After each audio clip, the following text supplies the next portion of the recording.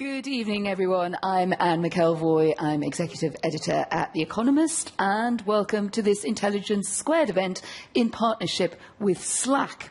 Tonight's question, is it time to abandon the 5-day working week? Well, it's a lovely Monday out there, and it feels like a very good time to think about it to me. But this question more broadly has gained relevance, of course, since the disruption of COVID-19, which forced governments and businesses to revisit that old Monday to Friday model. Proponents now argue that the pandemic, in that sense, did us a favour. This was a trend that was already coming on because of digital working and desire for more home working and work-life balance. It also allows a lot more flexibility, and you could argue that it broadens out the workforce, and particularly those with children might be remarkably grateful not to have to get out for the 8 till 6, 9 till 5 or beyond grind. So there are some of the benefits. Productivity rises for employers. Employees are happy with lots more autonomy, and you can go to work in your yoga pants, or maybe that's just me. There is a sceptical case as well, and that is that tampering with this well-worn pattern of work, a cadence that most of us understand intuitively and are trained into from the start of our careers, is perhaps more of a disruption than we have bargained for, and it might blur that line between work and the rest of life and create yet more stress. So let's try and delve into this and understand it a bit better. And we're joined by 4 esteemed speakers. In a moment, you're going to hear a 3-minute opener from each of them to see where they stand on the question. And I'd also like to know how they work and whether they do disobey or don't disobey the 5-2 or 4-3 rule. From then on, we'll have a bit of a discussion between ourselves and see what's come up and draw out some themes in a bit more depth. And then over to you, the audience, for your questions. So please do think of them as we go along. I'd love to have them. The speaker who is going to lead us off tonight is Bruce Daisley. He's a former VP of Twitter for Europe, Middle East and Africa, and host of the podcast Eat, Sleep, Work, Repeat, in which he interviews psychologists, neuroscientists and workplace experts to understand how we can improve our jobs. He's also the author of 2 books, The Joy of Work, and a forthcoming title, Fortitude, Unlocking the Secrets of Inner Strength. So there, Bruce, with all the fortitude you can muster, it's over to you to get us going. Yeah, I think to some extent the debate about whether work becomes 4 days or changes, to some extent misses some of the broader picture. And I think what we're witnessing is an unbundling of the way that work has been constructed till now, a renegotiation of some of the perhaps unnegotiables that we were confronted with before, and actually relatively the question of how firms are embracing this is determining the experience for employees right now. So I think when we look into the evidence, there's a lot of suggestions that employers are in various stages of denial and various stages of grief about how they try to reconcile the changes that we've just witnessed from the way they're going to pass those changes on to employees. And the fascinating thing for me is that it's a good illustration that some of the firms that probably have tried to position themselves as market leading have taken some big missteps. So I went to work at big tech companies because they gave the impression that they had a better workplace culture there than anywhere else. It was only when I got there that I realised that I'd just been hoodwinked by wonderful marketing. I'd been misled, that somehow they were wired in a different way. And I think that's some of the challenge that we've got right now. The companies that have had the most public missteps, Google, Apple employees have used Slack to self-organise, they previously didn't have a way to contact each other internally. Now they've used Slack to self-organise to say that we think that the fact that we're being asked to come into the office 3 days a week seems regressive and is maybe against the fact that we've earned more autonomy than perhaps we're being offered right now. So I think, there's various stages of denial. It's interesting, the mindset of founders seems to be determining to some extent the flexibility that workers are getting. But to my mind, the debate about 4 days a week could end up being a slightly too mechanical change for we've just fundamentally renegotiated some aspects like timeliness, like place that maybe we considered non-negotiable before. So I think it's an illustration of the great unbundling that we're witnessing. A lot of things are up for grabs.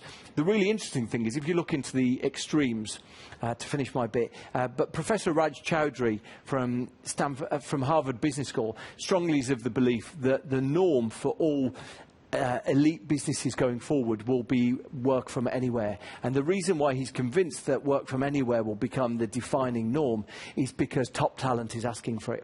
And in the same way that we've seen workplace culture evolve in the last 10, 15 years, because top talent has maybe gone to technology companies that have positioned themselves in a different way, increasingly top talent wants to have the flexibility. So Raj Chowdhury is convinced that you either buy into this or you become a dinosaur firm that effectively can't attract the best workers. So for me, it's a fundamental renegotiation. In the short term, I think the 4-day week debate is interesting, but I think it is only a hint of what the debate that's really opened up. Thank you very much, Bruce. I think that's fascinating insight into the work from anywhere. I remember that first request that came in on a team I was involved with, and we looked at it as if it was like, what, you want to work from somewhere else? I mean, how's this here? And now that, as you say, it would be very much a norm and a part of a negotiation, and may, as you say, go further and faster than we've taken on board. Elizabeth Uviebinené, you're going to take us on now. Elizabeth is author, brand strategist, columnist, also for Financial Times, and co-author of the award-winning book Slay in Your Lane, The Black Girl Bible, and more recently, The Reset, Ideas to Change How We Work and Live. It's like you guessed it, we're going to have this event. Over to you. I pretty much agree with Bruce. I think that the conversation around this 5-day week versus 4-day week is much more nuanced than it's currently being played out. I think if we look at the old system of 5 days a week, it was laden with presenteeism, burnout, inflexibility, and I think now rebooting the same machine and just pushing it into a 4-day week isn't going to work for, like you said, a lot of top talent, but just currently just the way things are right now.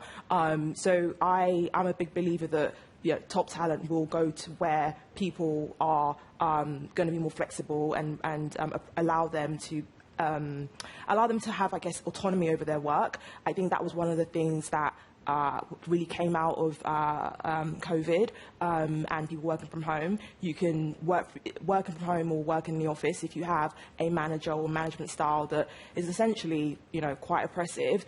It is going to lead to some of the things that we see around anxiety and very much and burnout. So I think that we have to stop being so black and white with some of the discussions that we're having around work and have much more nuanced conversations. If not, we're just going to reboot the same machine and head for another crash, essentially.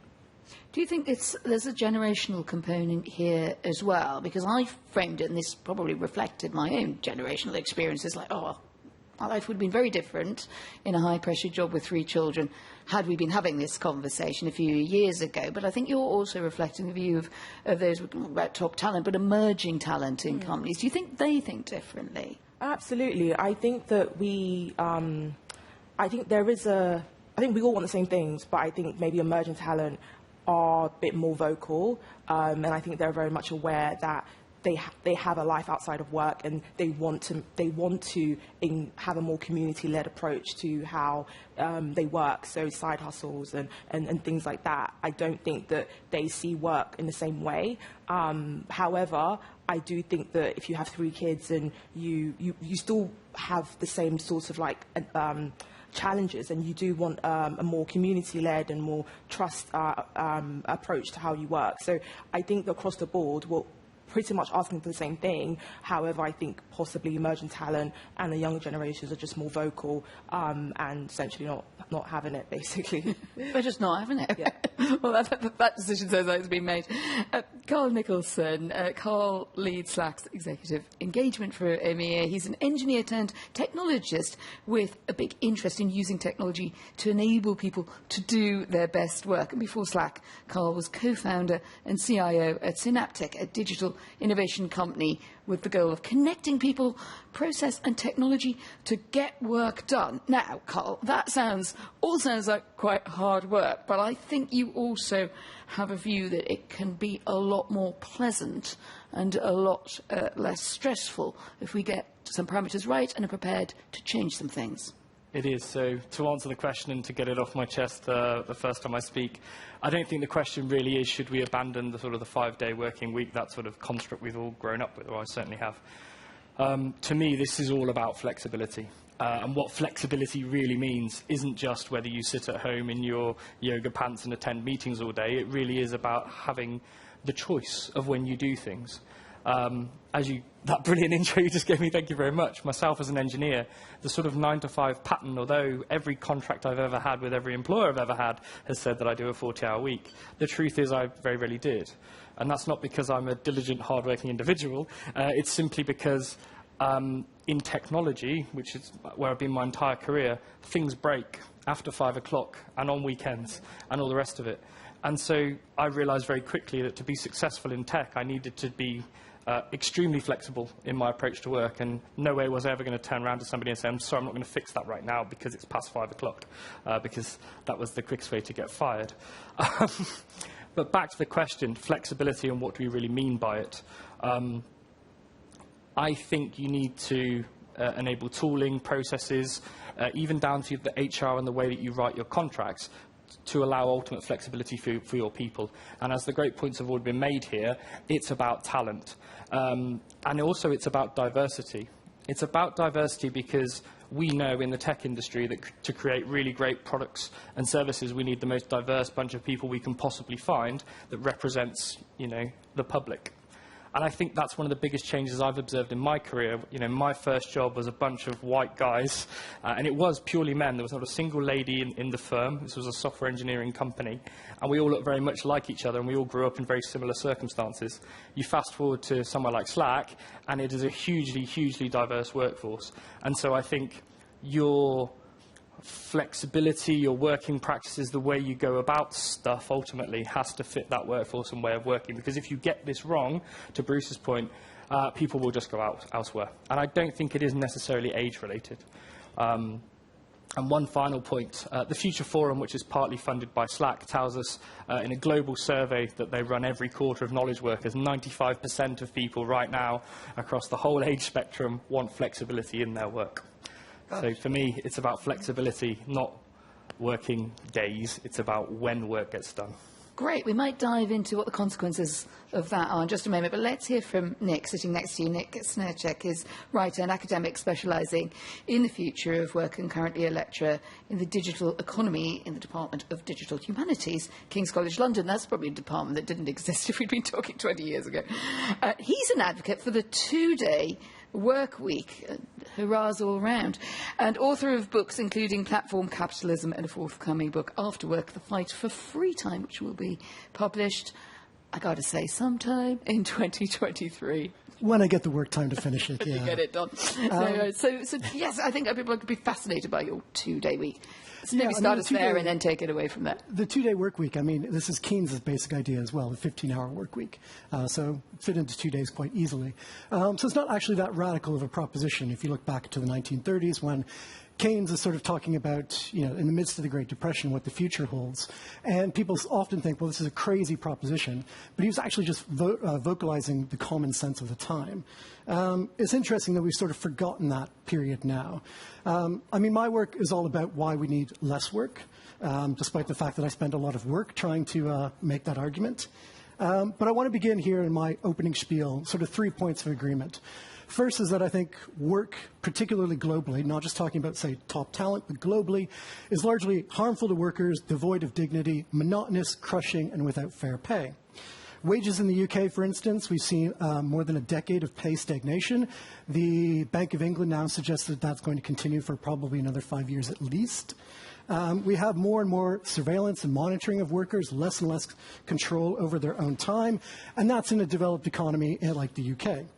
It looks even worse when you start to go globally.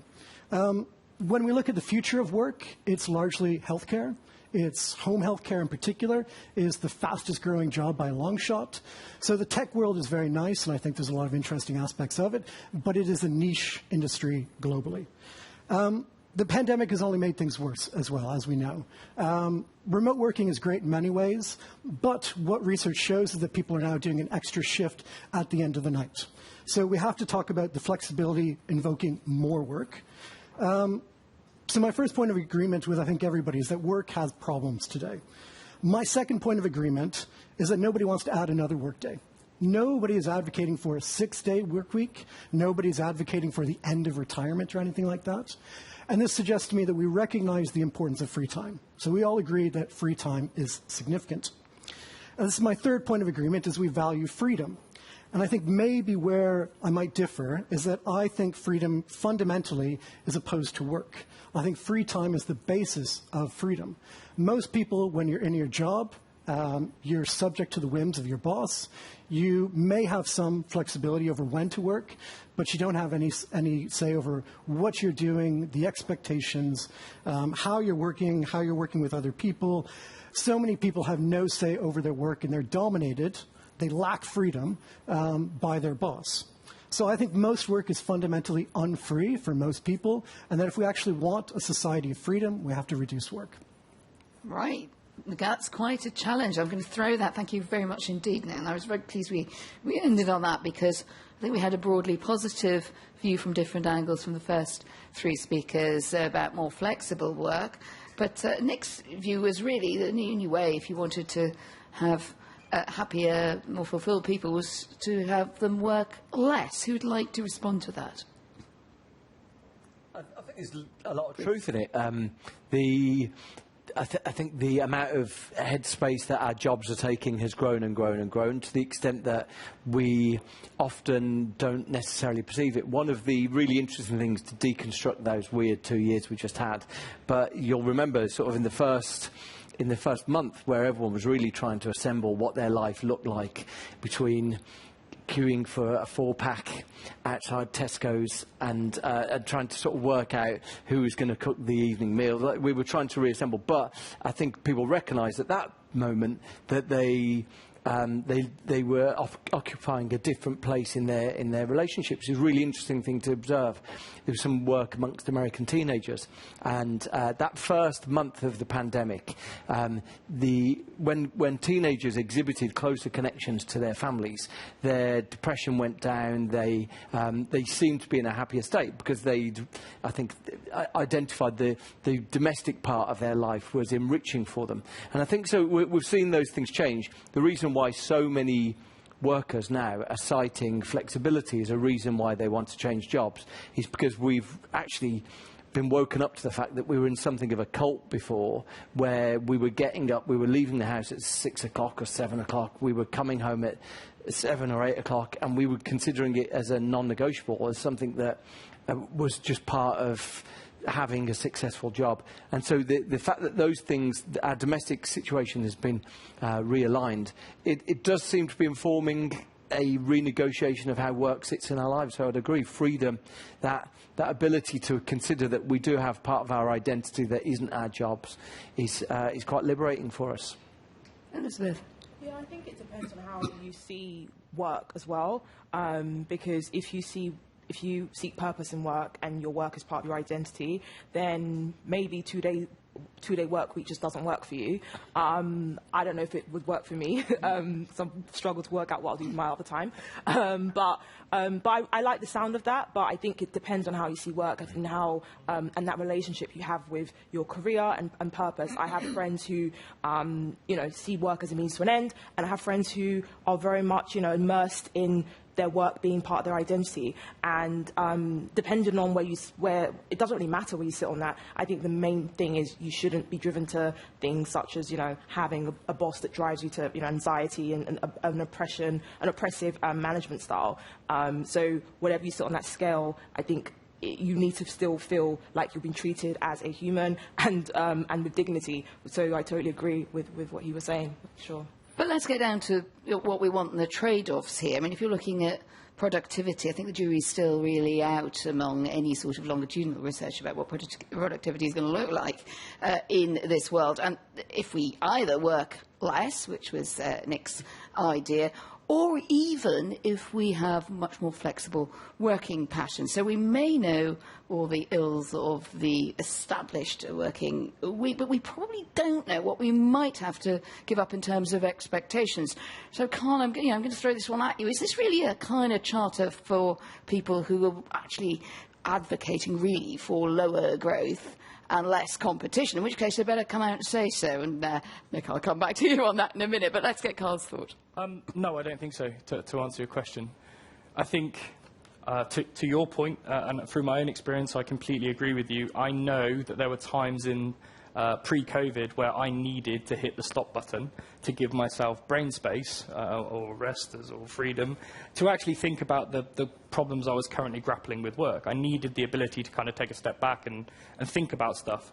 And I think it goes to the question of productivity. I think we need to reassess as companies what is productivity. Is it the old measure of sat in an office, how many hours a day, or is it output-based? Because if I can achieve the same thing by working less hours from home, perhaps working in a asynchronous way, which, for those of you who aren't aware, is whereby you can pass work, pass the baton around to people, and we do this a lot at Slack. We literally pass work around the world on a daily basis.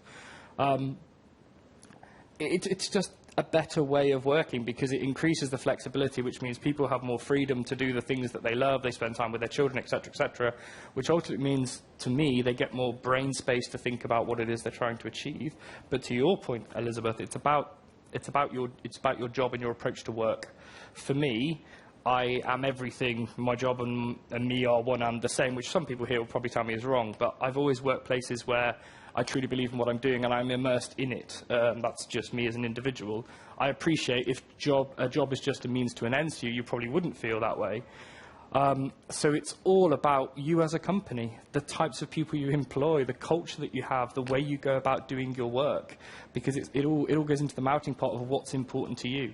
So if you want to drag everyone back to the office 9 to 5 every day and that works for your company, who are we to tell you not to do that? Basically, it is very subjective. Nick, what about the challenge on productivity as in what comes out? And usually, if we're going to just measure it in terms of success, company formation, company growth, we are in a time where a lot of global economic problems are being made worse by low growth, or at least the anxiety that growth won't return or isn't returning fast enough after the pandemic in a sustained way. To what extent can you square what you want with that aspiration? Yeah, there's two aspects. One is the productivity question, which since the 1970s, global productivity growth has been in decline. So we have major issues there. I think there are fundamental issues around measuring productivity in service-based economies. It's very difficult to measure the productivity of a service worker, of an office worker, anything like that. And then starting to look at, digital companies is even harder.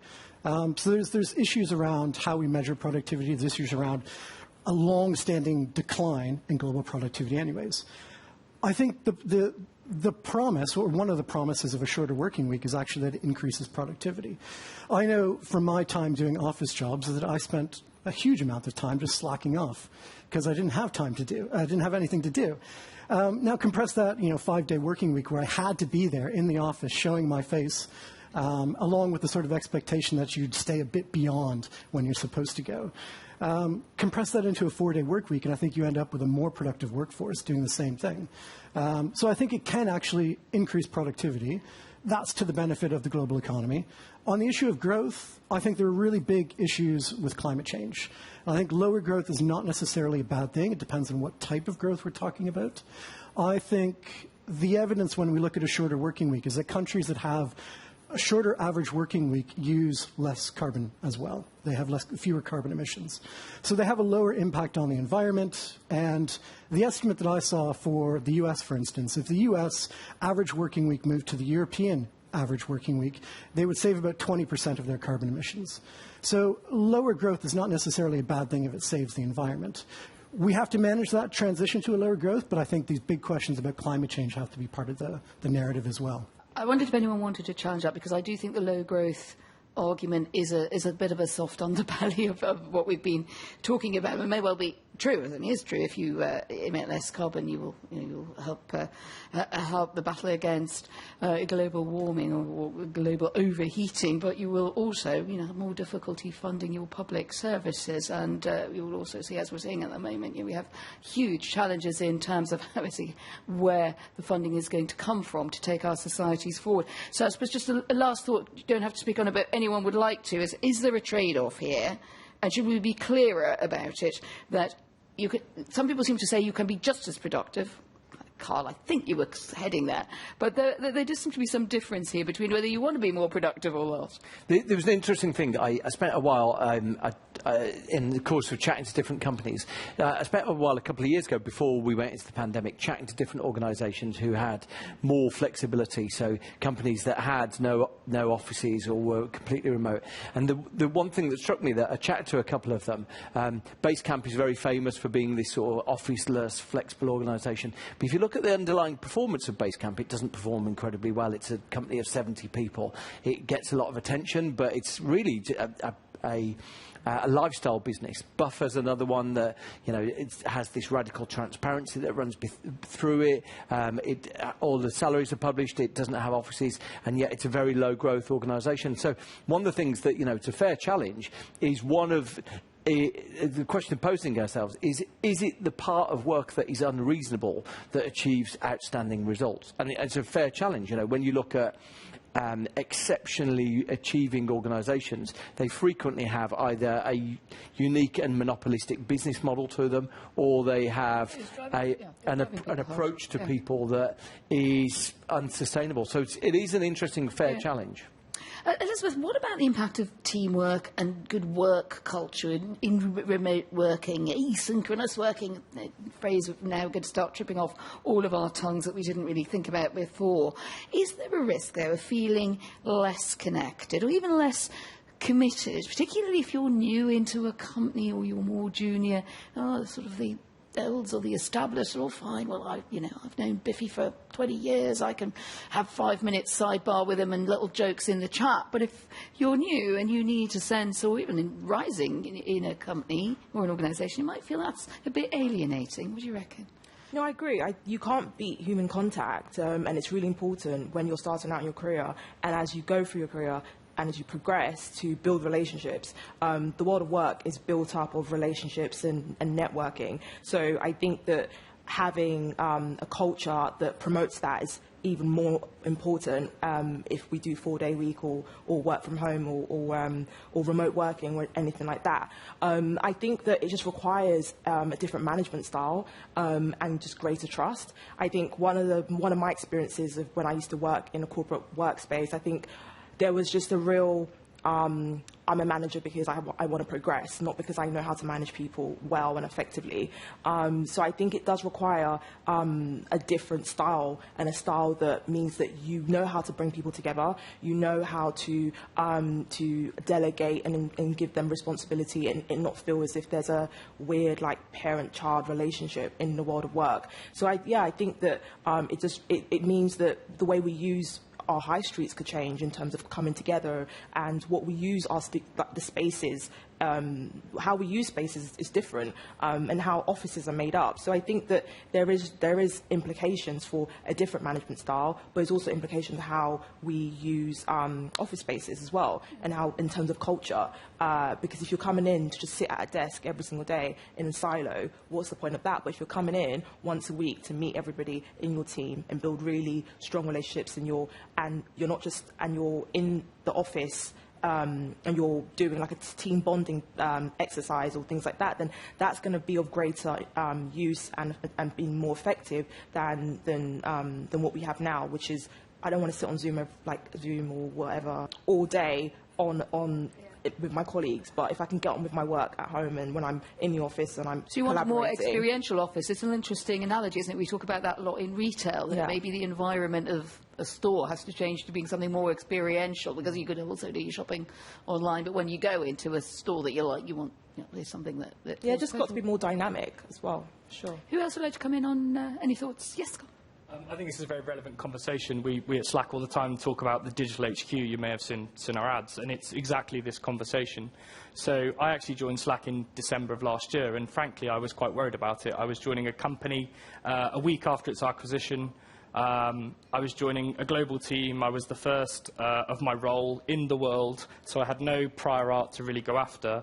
And I thought, how am I going to onboard into this huge behemoth of a company that's now part of Salesforce from my little desk in Worcester? And I've got to say, it was an outstanding experience. And I'm not just saying that because I'm here in Slack sponsoring the event. It was an outstanding experience because, to your point, it was led with empathy. And our management at Slack is top dollar, quite literally, and they are excellent leaders. And they're excellent leaders because they understand the importance of transparent decision-making. Everything that we do is on Slack. Shocker, I know. And so we've taken our office online, but that doesn't mean the role of the traditional, bricks and mortar office is dead. It just becomes far more experiential, so that when we do get together, we're not just sat in the office for 3 days a week because management's told us to, sat on Zoom calls, which to me is a little bit crazy. Yeah. And it's kind of that old model. That weird. Especially when you see the person through the glass behind you on the same call, and sort of desire to sort of wave. I mean, I've had calls recently where I've realised I'm in the same building as someone, which is just nuts.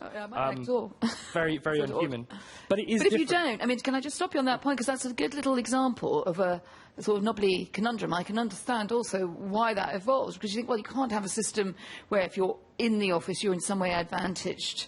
So you will have to have a Zoom, and we could all be sitting in 5 different offices, but we will have many colleagues outside. So how do you get round that? You know, it feels like we've got a road network and no one's written the highway code yet. And organisations are scared to write the highway code. And so as a consequence, we know very clearly there are certain roads that you can drive at certain speeds. There's certain parameters that you can drive at one way and you can't drive up another way. But right now, organisations are scared to lay out their highway code. I've been really inspired with the ones who say, almost like, how small can our footprint be in prohibiting your personal autonomy, but we are going to have a footprint. So I heard one organisation that I think about all the time, and they said, our organisation, our highway code is Wednesday +1.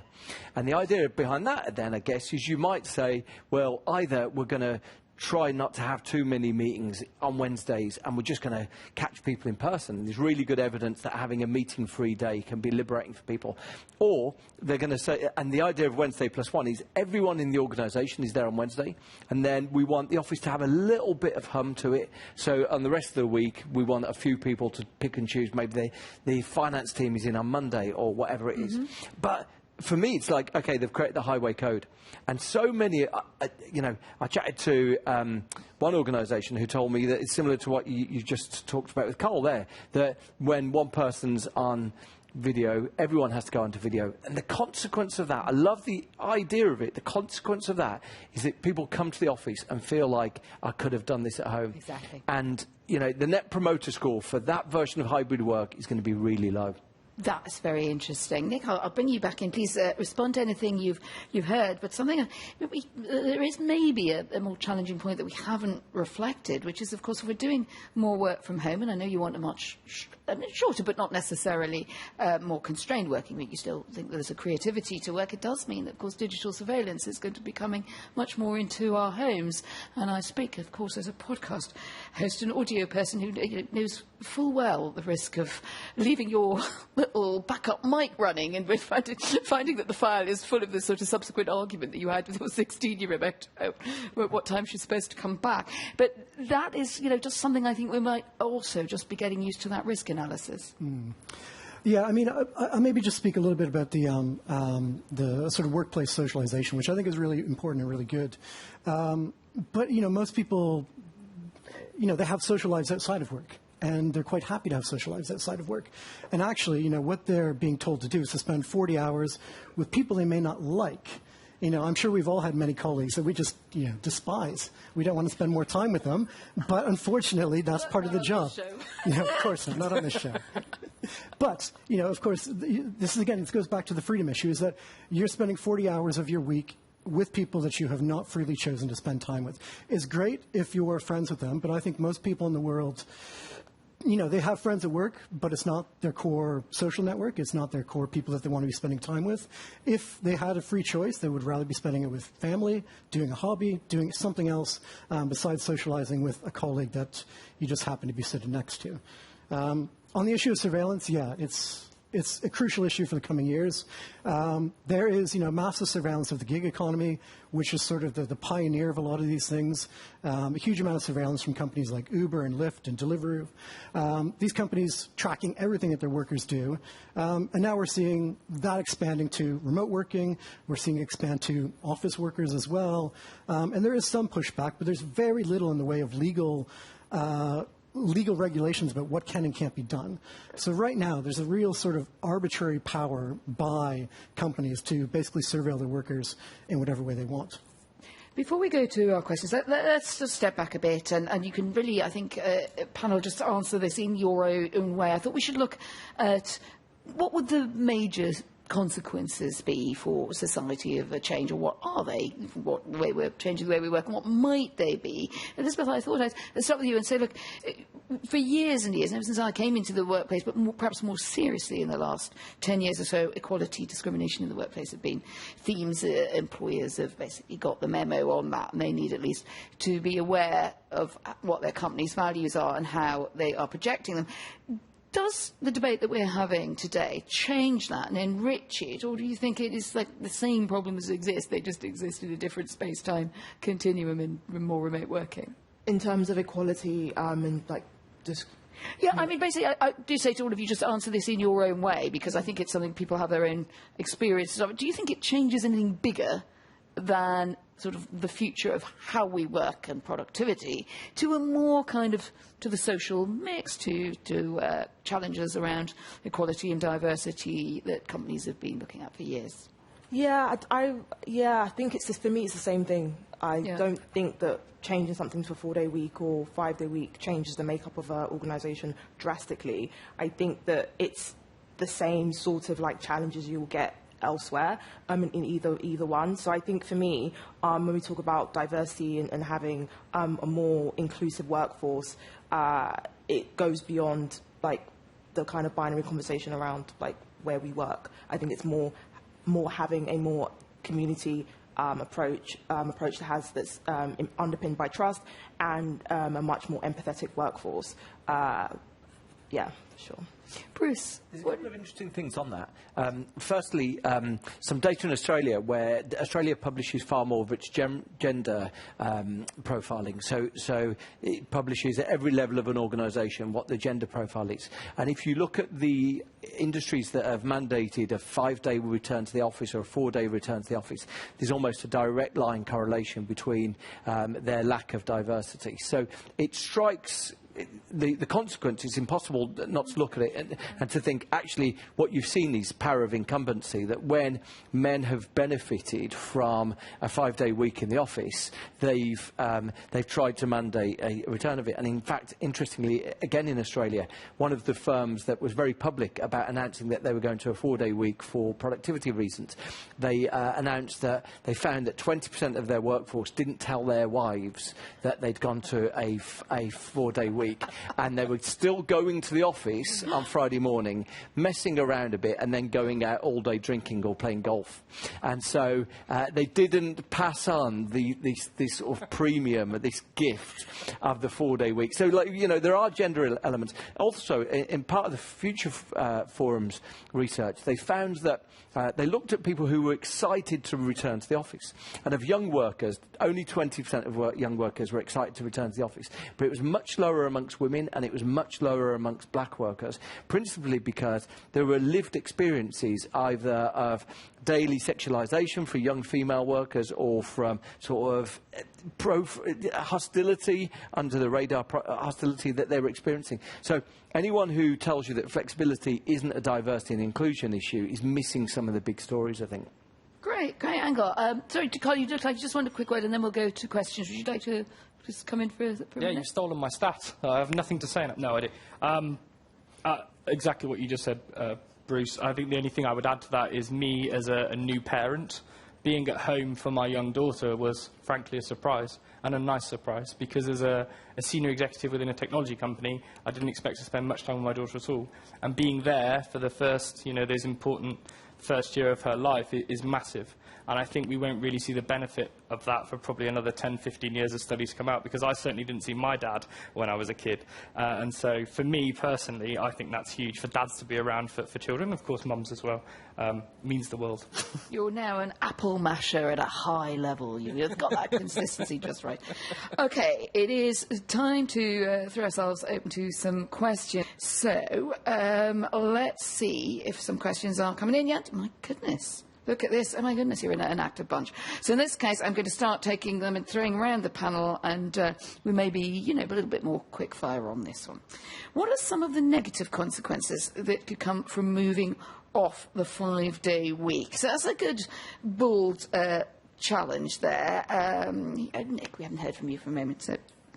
Yeah. I mean, so I've given a lot of thought to this, the sort of implementation of a 4-day work week, and I think one of the most interesting challenges is the sort of scheduling issues. So schooling, for instance, is 5 days.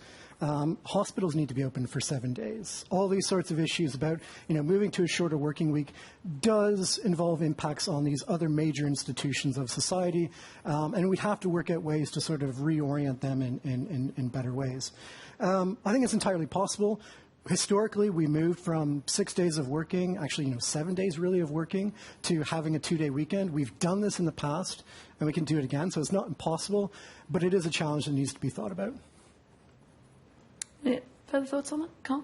I'm worried about it'll be used as an excuse to pay people less. Frankly, I think some companies will do the math and say, right, well, that's 1 day less you're not in the office or wherever, therefore you're going to earn 1 day's less pay.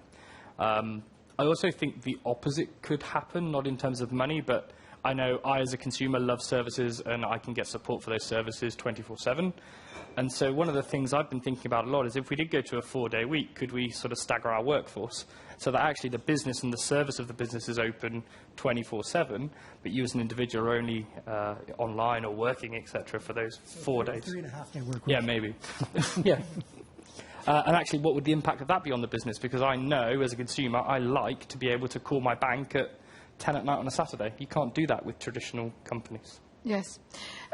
Elizabeth, here's an interesting question. Elizabeth Uvabini, what is the situation going to look like for non-sedentary workers? And that we perhaps have fallen a bit in this panel and elsewhere into thinking of people who work at their desks and kind of that's their working environment. What about cleaners, delivery people, carers, transport workers, etc.? Do you see the same flexibility being possible there, given that it is, obviously you can have shifts and timetables, but there are certain services that seem to go more with the rhythm of perhaps the working day, between light and darkness? Have you thought about that? I wrote a bit about this for my book, around the conversation around working from home being very much centred around office work and a whole heap of people being forgotten about. So I think that we need to kind of, be more inclusive in that conversation. And I think job sharing has been something that has been put forward as an opportunity in how we get around that. It is, there is a tendency, a bias even, to think about this as something, because it's something a lot of professional workers care about it. Either Bruce or Carl, what do you think about that? I think it's difficult, isn't it? And it all goes back to the, why do we expect things to be open Monday to Friday, 9 till 5? And the answer is history, isn't it? Really, if we think about it in the same way of why do we send our children to school on a Monday and Friday between 8 and 3:30 or whatever it is. And it all comes back to preparing us for the world of work, for mills ultimately in the Victorian Britain. And so I think this question is actually far bigger than just service workers. It's why do we try and fit everything on a Monday to Friday between those hours? And I guess I don't even know who we posed this question to, perhaps the government, of why can't we have a more flexible approach, or where we have this job-sharing mentality where services are just open for us all the time? Nick Serchek, because you perhaps were advocating the more radical positions on this. I mean, one reason is that it's a tension within the sort of progress itself, isn't it? That someone has sent in a question saying, let me get it up, should schools and universities stick with a 5-day week? You know, if this is going to be a kind of source for the goose in the workplace, and what about for the gander, for the children and for students? Is that feasible, or do you think that this is really something that is closer to the world of work? I mean, I think for universities, since I work at a university, it could definitely move to a 4-day work week. I think it's entirely possible to, I mean, the real issue, speaking at a central London university, is space. How do you fit all these people into central London? But a 4-day work week is definitely possible. With younger children, I think it's a bit more difficult because I do think that sort of 5 days of education is quite crucial. But again, it's historically contingent, the fact that we have a 5-day system of education. And the reason it's 5 days is because parents were working 5 days, or particularly the father was working 5 days. So, you know, there's no necessity to having a 5-day system. And in fact, the way it's structured here in the UK is that, you know, getting off at 3:30, well, parents have to rush home early from work to try and be able to pick up their kids or pay for after-school care and things like that. So it's actually not set up very well. And you can imagine extending the day, compressing it into 4 days, quite simply, I think. Got it. Right. There's a couple of interesting trends happening right now. So Leesman, the Leesman Index, run this benchmarking set of data about offices. And they've observed that, firstly, the usage of offices is significantly down. It's down by about 3/4 from what we used to have. But Fridays is down by the most. I think Fridays are currently looking at about 19 to 20% of the demand that they used to have in the old days. Now, I've found a couple of organisations, non-profits, who saw big opportunities in this. One organisation said, our job is to teach refugees how to code. And so they said, we've found loads of office space that's empty on Fridays. We're going to start using that space to sort of zig when the world zags. So it's really interesting. We are starting to spot the trends, emerging trends, where if we are going to observe that Friday has got a very different feel, whether we work on Friday or don't work on Friday, it's got a different mojo to it. And if we're starting to see adaptations of that, it presents big opportunities to, you know, those non-profits, those charities who want to maybe take advantage along the way. Quite a lot of questions coming in with pretty tough challenges to what we've been talking about. So here's a couple that I'll thread together and just throw around the panel. No one's mentioned the link between pay and hard work. I work from 8 a.m. to 9 p.m. in order to get paid a lot. This is Donald Cameron. This buys lots of things for me and my family, says Donald. So, working pretty hard there. And another question, we haven't got a name on it, but I think it's an interesting one to add to that. For 200 years, the world has experienced remarkable growth while operating a 5-day working week. Why fix what isn't broken? Isn't it economically risky? I would argue it is broken. And you might be sat there thinking, well, 200 years, remarkable growth, you know, we're all still here. How many people do you know with mental health issues? How many people do you know who grew up with issues because they didn't spend time with their parents? You know, the list goes on. I think this has been broken for a long time. And I think the pandemic, I think people's attitude to mental health has changed. The ability to talk about it has changed. And again, to Bruce's point, I think pre-pandemic, I know certainly in technology, we were already kind of moving towards this time where most people would typically work at home on a Monday or a Friday. Most people would come in on a Thursday and go for a drink after work and be social. So this was already happening. I think the pandemic just pressed fast forward on it. Elizabeth, what do you think? I pretty much agree. I think that mental health is only going to get more pressing, and the services that we rely on are only going to get more stretched. And it's, you know, a bit fanciful to say it doesn't. It isn't broken. It's clearly broken. So yeah, pretty much.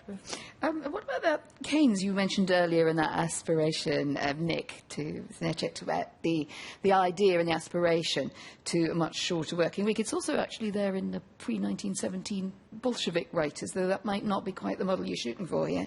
But it's been around for a long time. But there is another view of it, and I have a question emailed in that says numerous studies have shown that work gives us meaning and fulfilment. People who don't have to work are frequently miserable and lacking in direction and purpose. Why does Nick want to take that away from us? Well, I mean, I think, in fairness, I don't think Nick's going to impose it, but you are advocating. Off you go. No, I think this is one of the best questions about the sort of vision I have, which is meaning, you know, does come from work for a lot of people. But we have a society which is structured around that. If you're unemployed, you are vilified by the press and by every political party.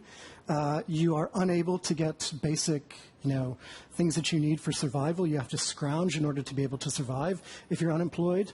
You have to fill in numerous amounts of paperwork with a huge amount of surveillance. You are a lower-class citizen if you're unemployed, and that's the way society is structured. So I don't think it's very surprising that people want to be employed, precisely because being unemployed is so terrible in this society. Now, what's interesting is that if you look back, say, 100 years ago, people like sociologist Thorstein Veblen were talking about the leisure society, the leisure class. And what people aspired to do was not to work hard, but to be the part of the leisure class. The aristocracy was what you wanted to be. And, you would never deign to be caught working. And today it's completely flipped around. But this shows the history of how people find their identity. It's not intrinsically tied to work. And we can have other ways of doing it. Just going to try and fit in the last couple of questions. And remember, of course, if you're enjoying this and you have any challenges or thoughts, do tweet about the event using the hashtag IQ2. The one has just popped up which says, what about small business owners who need to work 7 days a week to make their dream a reality? Wouldn't moving off 5 days a week prejudice those people? Who'd like to take that one? Actually, Nick, you continue. Well, if they're working 7 days, the 5-day work week is already, it's already a constraint on them.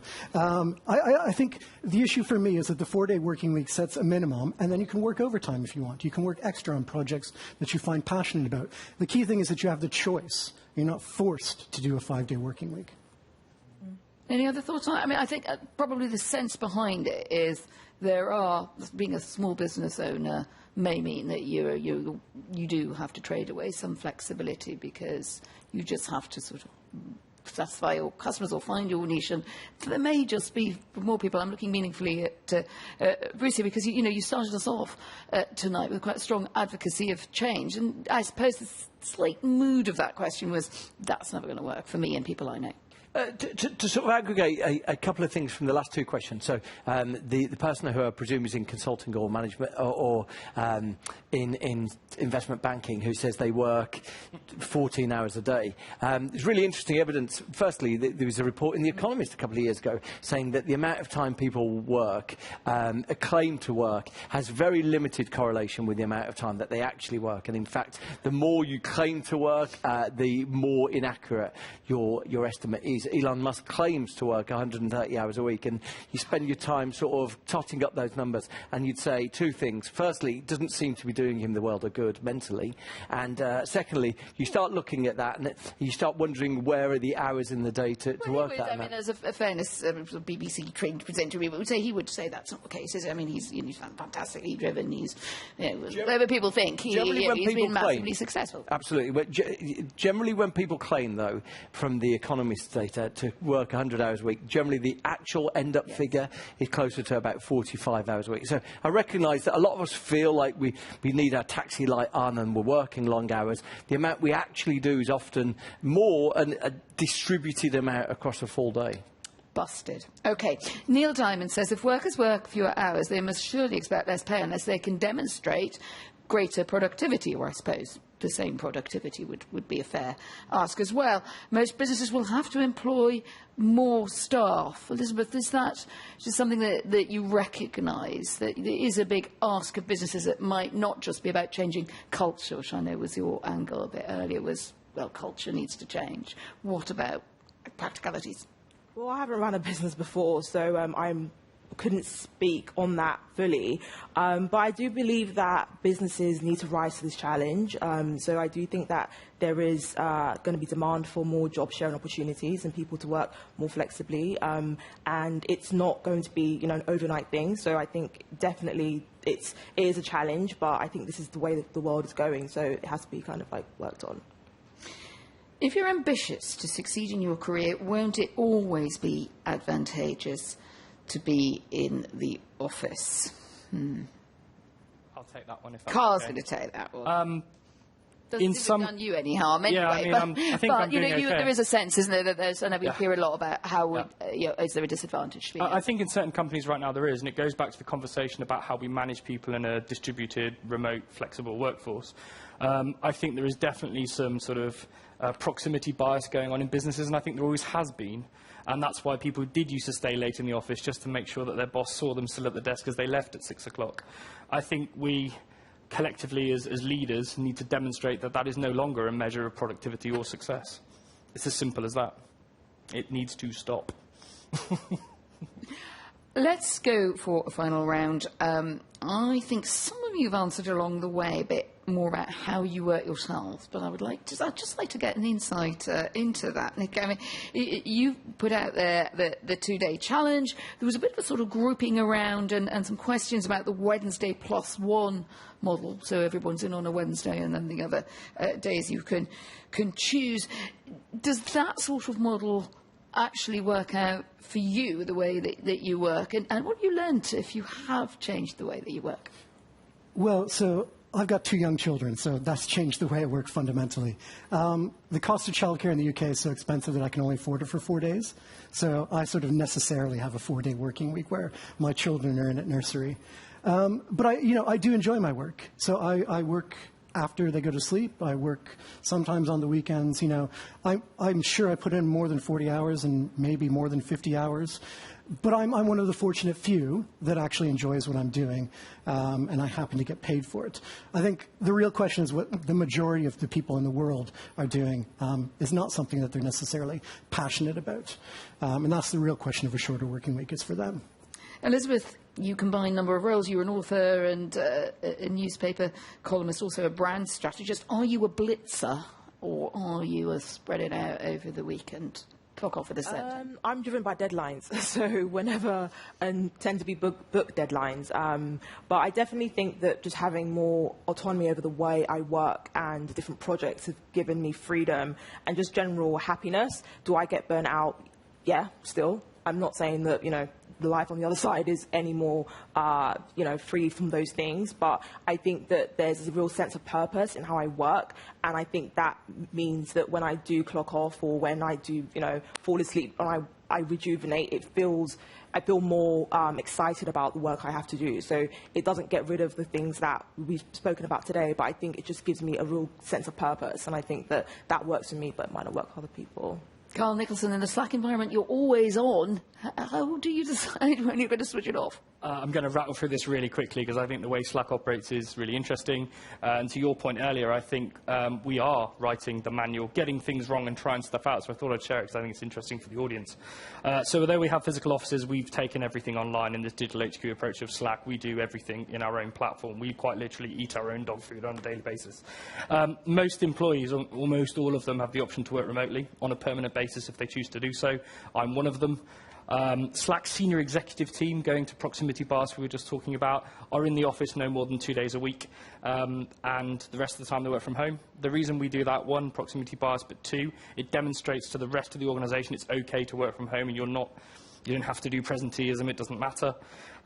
We have something called Fridays, which I absolutely love, which is 1 Friday a month off. And that's predominantly to get over the burnout of Zoom calls. If you've ever sat on Zoom calls quite a lot, it's tiring, and the more people on the call, the more tiring it is. Not just Zoom, other platforms are available. And I think, last but not least, we also have something called Maker Time, which is kind of what you were hinting at earlier, although it is work, we are still paid, we do have to be there. And this is time to turn all of the meetings off. We have no scheduled stuff, and it's time to do whatever it is that you need to do. If that's sit in a coffee shop and think about something, if that's cracking on with a project, it doesn't really matter, but that's brain space where all the notifications stop for the day and allows you the freedom to do what you need to do. And Bruce Stacey, last word from you. You've worked in an organisation. You now seem to be, have a bit more kind of freedom to choose how you work. So how do you? I think what we haven't covered along the way is how bananas work is for most people. That most people sit there thinking, my work is intolerable and insane, and they kind of think, am I the only person who thinks this? So they're sitting on 5 hours of video calls a week. They're thinking, hang on, when am I meant to do the job here? So all these people are saying, who are saying on the questions that, you know, people, how are they going to get their jobs done? Actually, if we address that, if we freed people from all these video calls, people could do their job in a far more sustainable way. I like to have, back to your question, I like to try and have a bit of different energy to Friday. So I try and get most of my stuff done. I try and sort of have a bit of playtime Friday afternoon. But yeah, I think the way that PwC announced last week, summer Fridays, and I don't think they'll be alone in trying to suggest that if they're going to demand a lot from people during the working week, Friday's going to get a little bit of different energy to it. And I'm trying to have a bit of that. Listen, thank you very much indeed to all of our speakers for insights. Definitely some thought-provoking ideas there. Let us know what you think about that on Twitter. I'm off for some downtime now. Thank you also to the audience, to Intelligence Squared and to Slack. And if you're in the room, come and say hello. If not, join us again from wherever you are. Good night.